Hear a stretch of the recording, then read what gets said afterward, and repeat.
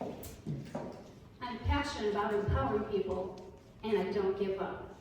About 4 years ago, I worked at a local manufacturing company. I worked about 70 to 80 hours a week, all 3 shifts, and that could be in 2 days, 6 days a week. My daily activities, because we were so short-handed, was project management, operations management, continuous improvement, and overall business strategies. But don't feel bad for me, because I got the luxury of overtime wages. Not everybody had that, as well as not everybody's seen it the way I did. Most of the people I worked with, they felt like they were overworked, underpaid, devalued, didn't see the light at the end of the tunnel, and just incredibly stressed. And to be truthful, my story was just the same as theirs, but I don't give up. So, around Christmas time that year, I decided to take 2 full weeks of vacation. The first week, my family and I went down to Tennessee and created great memories. The second week, I came back, I did the fun, festive activities we traditionally do for the holidays. And yes, I did overeat.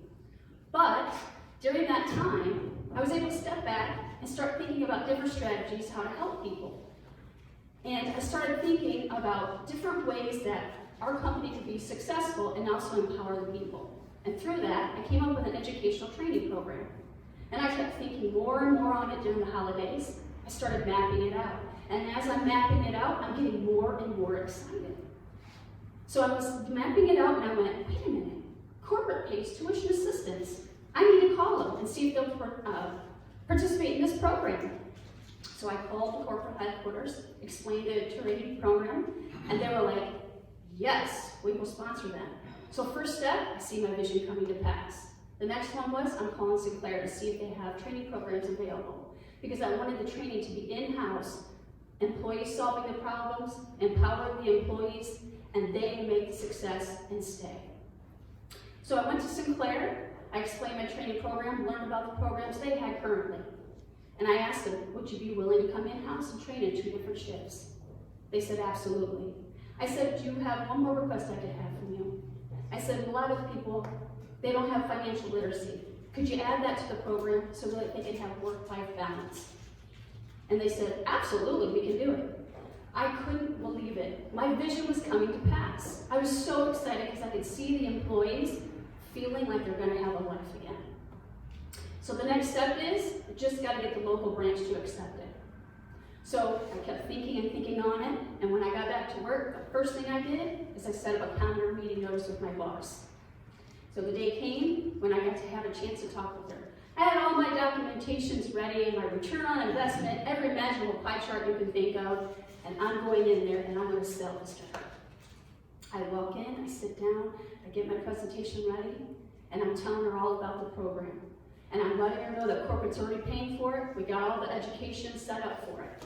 And as I'm talking, I realize she's not looking at me. She's looking over me the entire time. She's looking out the window at 2 employees talking. I stopped, gathered myself, and said, you've got to be the cheerleader for these people. They have to have a voice, and you want to be there for them. So I got all the enthusiasm that I could, and I'm like, let's sell this.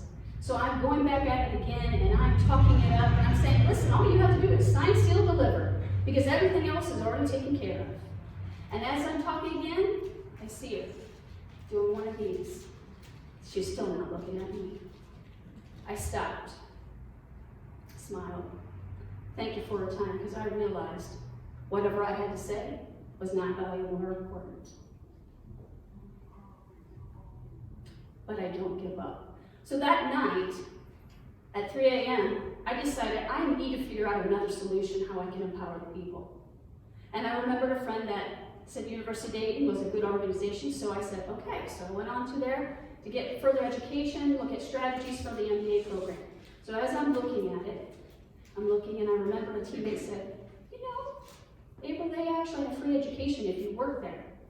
So I saw the careers tab, I snuck over to it and clicked on it. As I opened it up, I looked down at job postings.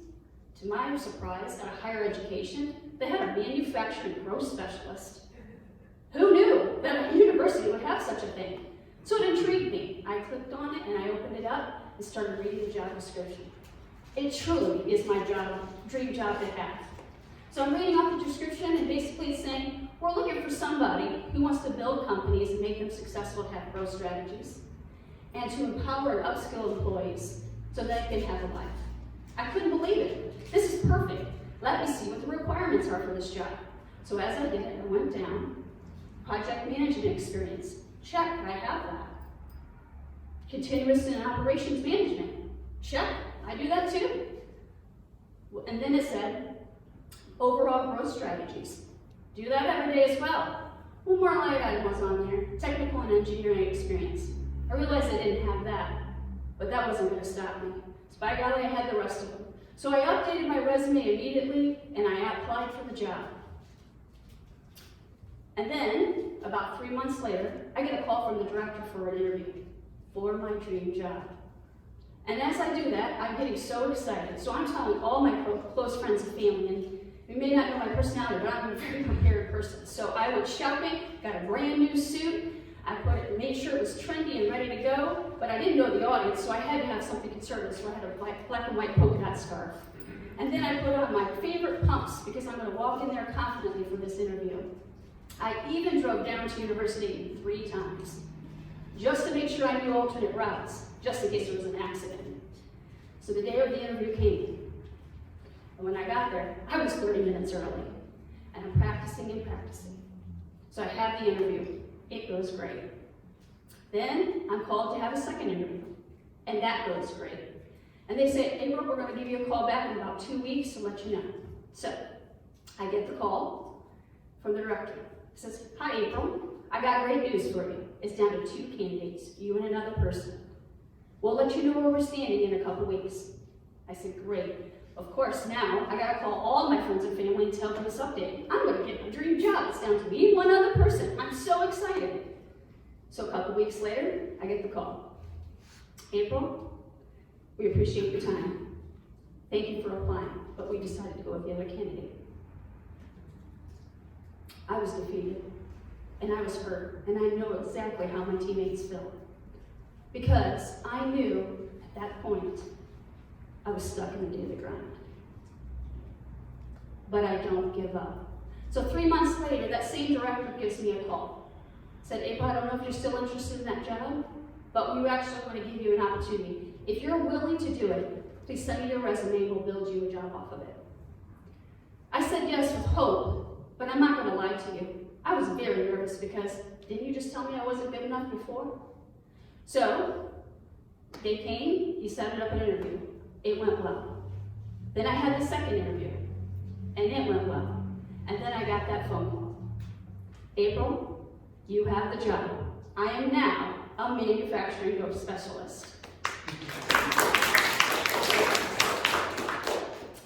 So I'm enjoying the job. It's exactly what the job description says. We're building growth strategies. We're working with companies to make them more successful, and we're empowering people. I couldn't be happier. But sometimes I'm starting to notice a trend here with some of the clients. Remember that one item I didn't check off? The technical and engineering experience? It starts to come into play. I realize I can't help people because I truly don't know. And so I started getting more and more concerned that I'm going to lose my dream job over this. And I can't do it. Because I cannot go back to that daily grind, and I cannot go back to those sad moments. So I decided to give her a career coach. And she asked me a series of questions, and I honestly couldn't answer them. And then finally one day she said, April, they created a job out of nothing for you. What is it on the team that you brought that those people, the engineers that you're talking about, did not provide? And be truthful with you, I could not answer it. So that set me on a 6-month journey where I studied myself and learned how I fulfilled my job objectives that were required for me. And I learned from community leaders who I am and what I'm doing, because they would tell me, this is what you're really good at. I'm like, I am? Well, thank you. And I kept all that data to learn about myself. So from that information and what I've learned in that 6 months, I want to tell you what I learned and what I'm so thankful for in that discovery. What I found out about myself and what I bring to the team is, I am passionate about empowering people, and I never give up. Thank you.